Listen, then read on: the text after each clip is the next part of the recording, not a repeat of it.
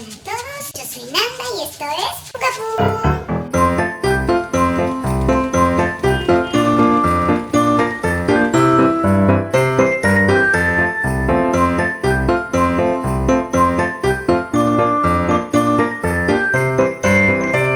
Vamos a comenzar tejiendo el cuerpo, que está confeccionado en una sola pieza: cuerpo, cuello, cabeza. Al momento de rellenarlo tenemos que tener especial cuidado en lograr la forma correspondiente, rellenando muy bien la barriga, la parte superior del cuerpo, el cuello y la cabeza, que tiene que quedar bien redondita. Lo vamos a tejer con este patrón y de esta manera.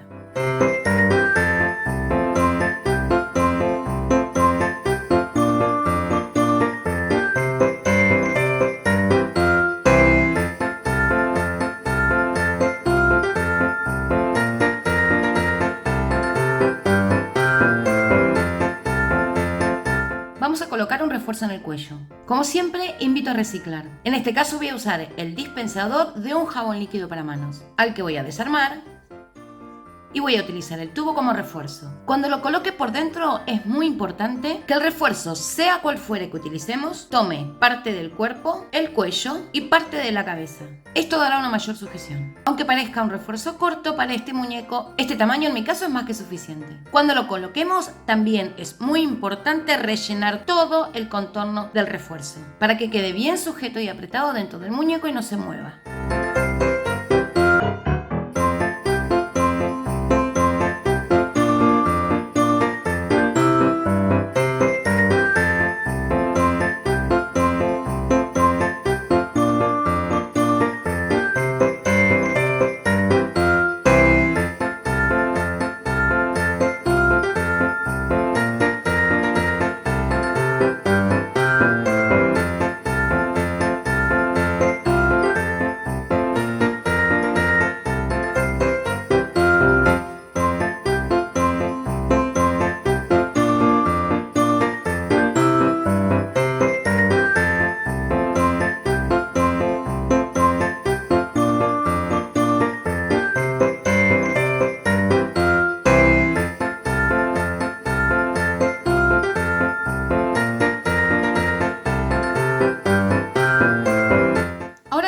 El cambio de color. Podemos usar la técnica que más querramos para eso, aunque lo más conveniente es utilizar una donde el cambio sea lo más prolijo posible. Yo utilizo la siguiente técnica. Cuando termino con el primer color, cierro el punto y corto la hebra un poquito larga para poder cerrar invisible esta pieza. Esta técnica la utilizamos para hacer un cambio de color o cuando la pieza tiene que quedar abierta, porque de esta manera al cerrar queda toda la pieza con un contorno prolijo y bien terminado. Enhebramos la aguja en la hebra final y hacemos lo siguiente. Si este es el último punto tejido, me voy al siguiente, que lo voy a saltar, y en el siguiente entro por las dos hebras de adelante hacia atrás, en el punto desde donde sale la hebra que acabo de colocar, y solo por la hebra trasera de ese punto vuelvo a entrar de adelante hacia atrás. Me queda formado un nuevo punto que voy a ajustar hasta que tenga el mismo tamaño que los otros puntos del tejido. Como podemos ver, las alturas se igualan y de esta manera el cambio de color queda mucho más prolijo sin escalones. De igual modo, si la pieza va a quedar abierta, es una buena técnica para dar una buena terminación. No resta más que por dentro dar una puntadita en cualquier hebrita para sujetar lo que acabo de hacer y un nudo pequeño.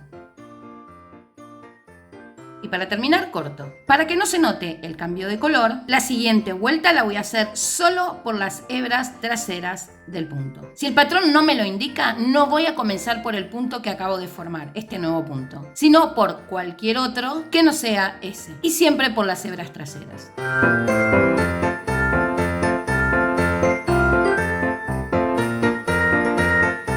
Vemos que de esta manera el cambio de color es casi perfecto.